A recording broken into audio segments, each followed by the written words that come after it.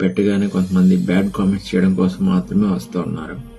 వారు bad comments చేయడం చూస్తూ ఉన్నప్పుడు కొన్ని చాలా భయంకరంగా వారు మాట్లాడుతూ ఉన్నారు. ప్రియమైన వాళ్ళారా, నేను మీకు ఈ సందర్భంగా తెలియజేస్తున్న విషయం ఏంటంటే, బ్యాడ్ కామెంట్స్ విషయంలో అని మాత్రమే కాదులే కానండి, నా జీవితంలో దేవుడు 2015 ఏప్రిల్ 15వ తారీఖున ఒక గొప్ప కార్యం చేయడం జరిగింది.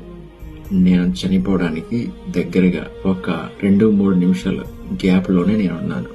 ఆ సమయంలో దేవుడితో నేను మాట్లాడుతూ చెప్పడం జరిగింది, ప్రభువా నీవు నన్ను బ్రతికిస్తే నీ కోసం బ్రతుకుతాను అని చెప్పని. ఆ సమయంలో నేను బ్రతకడానికి ఏ దారి లేదండి.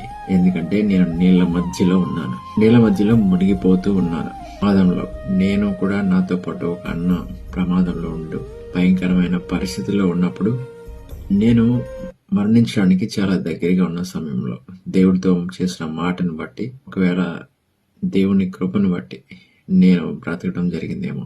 ఇవన్నీ నేను తలుచుకుంటూ దేవుని గురించి బ్రతకాలి, దేవుని గురించి చెప్పాలి, దేవుని గురించి బ్రతకాలి అనే ఒక ఆలోచనతో ఎంతో ప్రయాసపడుతూ అనేకమైన చోట్లకి ప్రయాణాలు చేస్తూ దేవుని యొక్క వార్తను తెలియజేస్తూ దేవుని యొక్క మాటలు వింటూ దేవుని కోసము ప్రయాసపడుతూ ఎన్నో సందర్భాలుగా, ఎన్నో శ్రమలు గుండా, ఎన్నో ఇరుకులు గుండా నేను ప్రయాణం చేయడం జరిగింది.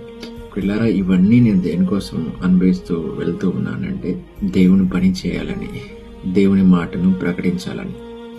అయితే కొంతమంది చేస్తున్న బ్యాడ్ కామెంట్స్ బట్టి నేను ఇప్పుడు మాట్లాడుతున్నాను.